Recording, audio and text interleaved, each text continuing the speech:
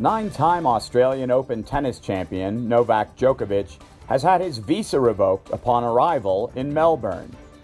The decision was made after what the New York Times described as a 10-hour standoff at the airport. Djokovic has made anti-vaccination statements in the past. He was supposed to have received an exemption that would allow him to be admitted into the country.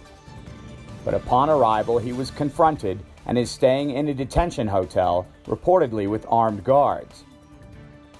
The situation has become an international incident, with Australian Prime Minister Scott Morrison and Serbian President Alexander Vucic weighing in.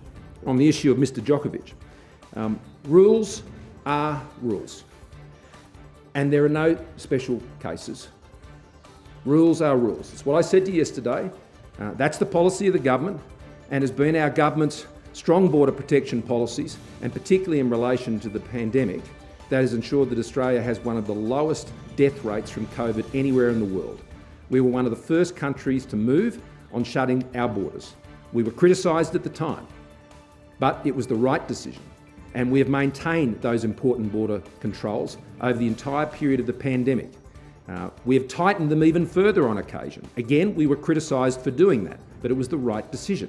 And we will continue to make the right decisions when it comes to securing Australia's borders in relation to this pandemic. Vucic accused Australia of harassment. He said the entire nation of Serbia is supporting Djokovic. Other famous names have also chimed in.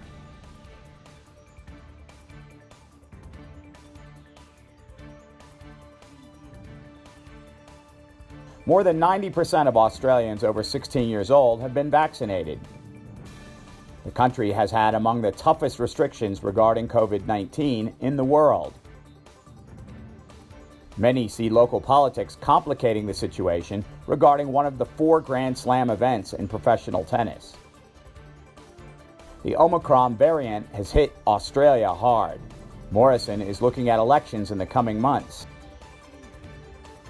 Government has been criticized recently for disorganized testing centers and exemptions that seem to favor the rich. 26 competitors applied for vaccination exemptions, according to Tennis Australia. They said a few had been granted but didn't supply names. Some in Australia have shown support for Djokovic's very public anti-vaccination stance.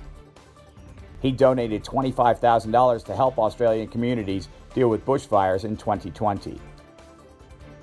Djokovic has won more Australian Open titles than any other player. The world's #1 men's tennis player is due to be deported shortly. ADN TV will continue to report on global sporting news around the world.